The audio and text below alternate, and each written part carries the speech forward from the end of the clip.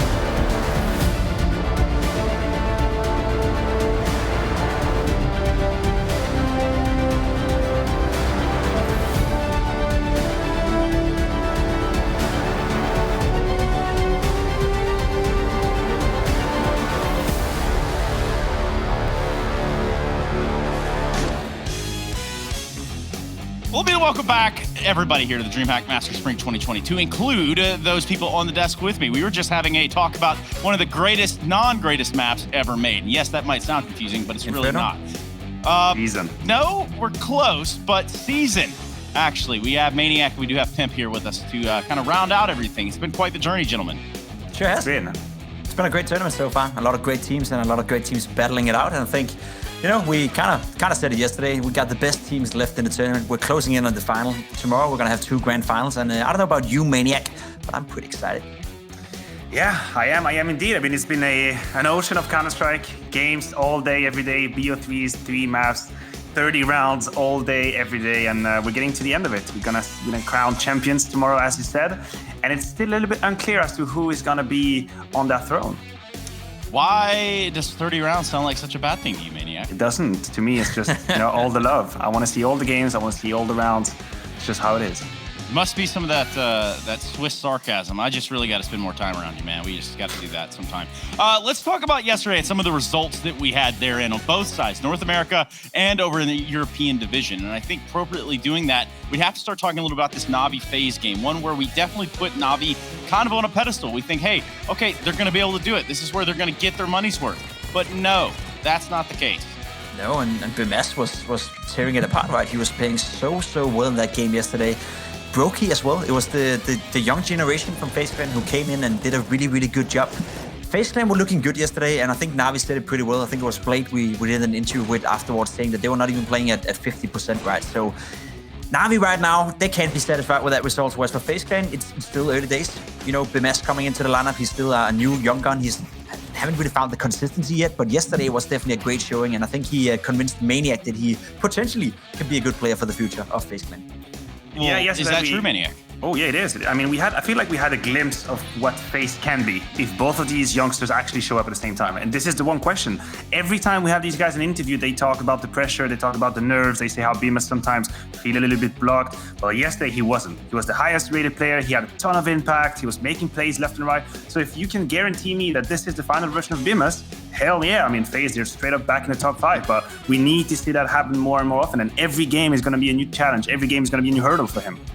Well, you know, and weirdly enough, he wasn't even just the only one that was being impressive over there for the side of Faze Clan, but our impressive performances here of yesterday do not stop with that. We can begin to talk about some of the North American components therein, and I think that Team Liquid is going to have to take the icing on the cake. The first map didn't quite go their way. The second one, on the other hand, that one got a little spicy. They took on Gen.G and Mirage. Well, it was full of tricks and surprises, moreover, a few twists even here and there, but if you look at it, you think, man, he really did get himself into a lot of weird positions, and ultimately he was the focal point of yesterday, somewhat in a meme way, unfortunately, not a mean way. It's not a mean way, it's a meme way. It's a different kind of meme, I suppose. Okay, or I guess. Listen, the funny thing is, you could make joke about every single player. You can make fun about everyone in that lineup for that game because Liquid really showed up on Mirage. They absolutely dismantled Gen.G to the point where, as I said yesterday, game plan just doesn't matter. Tactics doesn't matter. Structure doesn't matter. When you have all these players showing up at the same time, the amount of firepower there is on the server just annihilates everything. And now you move on to Dust 2, and suddenly it became a bit more complicated, a bit more dicey. We saw Automatic with the AWP having a ton of impact. I do believe Gen.G might have stepped off the gas pedal just a little bit, and Gen.G were ready to punish them. But in the end, the 2-0 that looked quite deserved. Let's talk a little about the Liquid lineup. I had the privilege, and obviously everybody here got to talk a little bit about Stewie2K and some of the impact that he's having, as we know him being the IGL over there for Liquid now. And I'm thinking that's going to be a full circle thing. If I have any intuition, I'm saying that Stewie2K is taking the reins and the steering wheel from this lineup and really putting it forward in his own focus. This is something that he's going to step into. And he's a driven person, right? I think he's one of the most driven North American players we have. He seems to be one of the most motivated players, and his mentality is like he will win at all costs. So if he has to take the in-game leading role, he'll do it for the benefit of the team. Question remains, is he good enough? You know, does he have the skill set as an in-game leader in order to be a guy that can drag Liquid back to being one of the best teams in the world? I have my doubts, and I guess everyone will have that doubts, even Stewie himself. But if there's one guy who can prove it, if there's one guy I believe that has the motivation and has the desire, I guess, and the fire inside him to do that, it'll be Stewie2K. So I'm very interested to see how it's going to pan out. That being said, though, if Nitro is no longer the in-game leader, he'll have to step it up individually. He'll have to find some of that old Nitro magic if he still want to be on Team Liquid, because they need firepower within that lineup in order to make it work. Yeah, and I didn't want to say it, but you know what? I'm going to have to defer to you, Maniac. What do you think about this, just hearing that alone, when we think about, okay, if Nitro's not IGL, where does he fit within Liquid? Yeah, I think Jacob is right on the money there. There is going to be pressure on Nitro to step up individually and to have performances, to have an impact individually, because if you're the IGL, I feel like people are a little bit more tolerant with yourself. They might give you a bit less slack if you fail to have that impact, because you have these other roles, you have all these responsibilities, you have to figure out the game plan. Now, if he's going to be just a player, just a normal player, then sure, we will be a little bit more harsh on himself. We will ask more, we will require more in terms of performance. So must not be easy for him, and actually it would be very nice to have him interviewed so we can ask the question, how does he feel about this? How does he feel in the lineup right now that he's been kind of stripped of his power? But not an easy case for sure. No, not an easy case, and it wasn't any easier for MIBR. Made in Brazil find themselves 2-0'd by Cloud9. And Cloud9 that has made some waves, and I guess I don't want to call them waves, but let's say ripples instead on the water here, of at least the DreamHack Masters, and then not too limit themselves there either. Cloud9 looking to make a resurgence, looking to put that brand name back where it was of the former Stewie2K, the Automatic, the major champions that were Cloud9 once upon a time. But now we look at them and we see them kind of gasping for straws in moments. But ultimately, when you come out on top over MIBR, what is that saying, Jake? It's saying that you're on the right path, I feel. I think Cloud9 yesterday played a great game of Counter-Strike. They have been stagnating a little bit lately in terms of their results. They came out fire. They came out of their honeymoon period.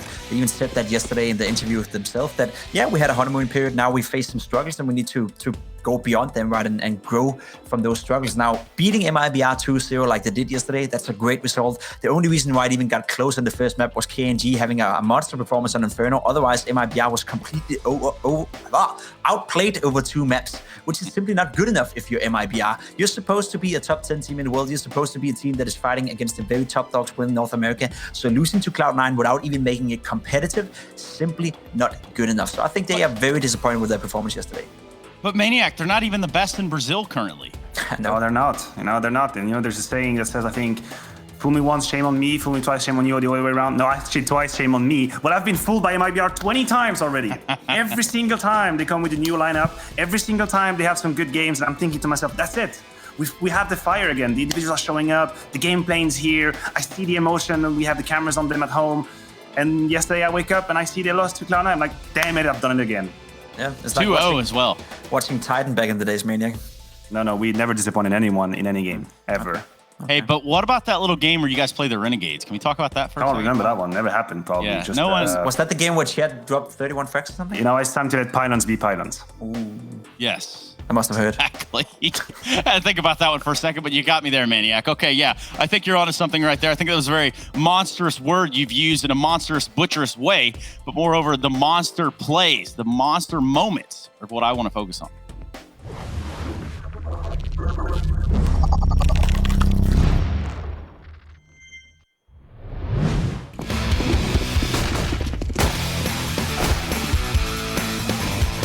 Oh my god, 3 headshots for Xanteres. Can Nexa best him?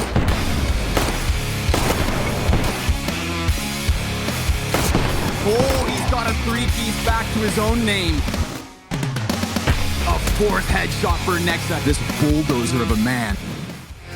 Play come in for Fnatic. Now the A play looks to come through. Almost catch Config on the line. He shut them all down. Config with the wallbang to solidify it. What a round from him.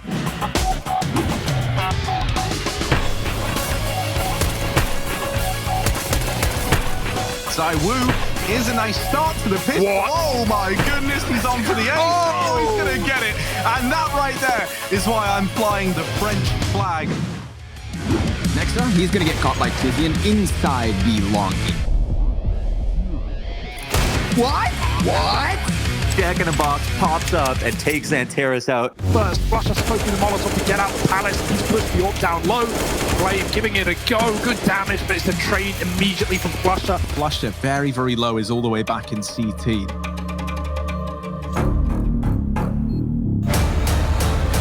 Oh dear!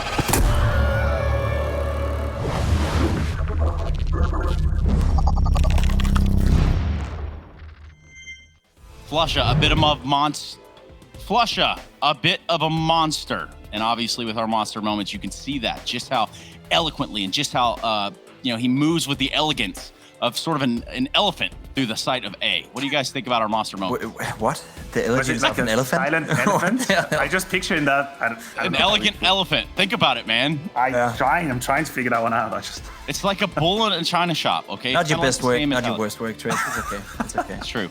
But nonetheless, yeah, Fnatic, they took an early exit too, so that's an entirely different talking point altogether. I want to take a look at the brackets and kind of see where we shape ourselves up now that we're at the very end of the road, the very end of the line, and I think that Pipsqueak wants to take a shot at it. Yeah, and I mean, there's a lot of interesting things to digest when you look at this bracket. Let's start in the lower bracket. Obviously, the first thing that comes into mind is too many people, maybe Astralis going out in the first round of the lower bracket.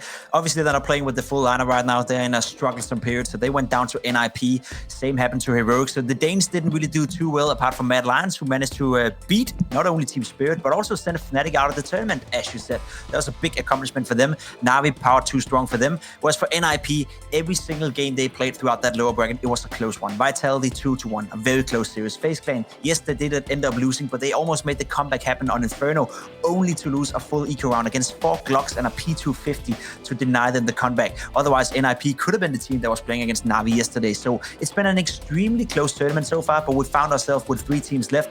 Big Clan going up against Faze, and then G2 Esports waiting in the final, already having 1 map in advantage as they come from the upper bracket. So let's talk a little about that G2 Esports, who are definitely KEK-Wing themselves over there in the grand final. And you said it yourself, Jacob, 1 map up. Maniac, I'm sure that you would love to say a few words about the upper bracket portion of this and how it's all turned out. Yeah, I mean, G2, so far, it's a success story all the way. I mean, you look at the upper bracket, they beat Navi 2-0. That was one of the best game, highest level ever in this tournament. They go on, they get surprised by Big. They did drop the map, to my big surprise. I thought they just swept them under the rug. But actually, it was a close game. It went to 3 maps. But now, as you say, they are in the grand final. They have that 1 map advantage. And honestly, I feel like all stars are lined up for G2. I think they've come together, this lineup. They found each other's role. They found the structure. They have the individuals shining. Nexa had a monster performance versus Big. The map pool is here. Plus, they have that 1 map advantage. What else do you want? Like a coffee and a toast, maybe, or a croissant? Because they have pretty much everything. A croissant. All right, let's take a look at North America and see how this one's shaped up as well. Furia, kind of in a similar situation as G2. And they find themselves up with a map over there on the best of 5 grand final. Now, this is where things get interesting for me, and perhaps Maniac and Jacob, you guys can chime in here in a second. When you look at this bracket, you're thinking, well, wait a minute, there's only today and tomorrow left of the event. How's this bracket going to play itself out? Well, that's because Liquid and Cloud9 are going to go toe-to-toe in a best of 3. Yeah, then, Liquid will play 2 games today. It's going to be great. Spoilers. Thank you, Maniac. And that does it pretty much for the entire show. We can actually just close the whole thing down now. Production, you can go home. It's fine. So 2 best of 3s for the winner of the Cloud9 Liquid game, which is something that we're going to have to keep our eye on. Again, that's a little bit later. Let's talk a little bit about that game for just 1 second, Jake. 1 second, it's going to be a close one. It's going to be Liquid winning, and it's going to be a game that is going to be all over the place because the individual skill on the server is what's going to be the main focus in that one. The tactical depthness of these 2 liners right now is not something to be yelling about or talking about. So a lot of individual plays and a great, exciting Counter-Strike game. Got to watch out for that depthness. All right, so Corsair, Monster Energy, Intel, DTS, Betway, AT&T. You know what they have in common? They're awesome. Either of you? They're amazing. They're partners. They're amazing. They're the people that make this absolutely possible right here for the DreamHack Masters Spring 2020. And that just about does it for our pre-show. Don't worry, if you're in the waiting room, if you're in the lobby, you won't be waiting for very much longer. We're going to come back. We're going to focus on what is big versus Faze here in the playoff section of DreamHack Masters Spring 2020.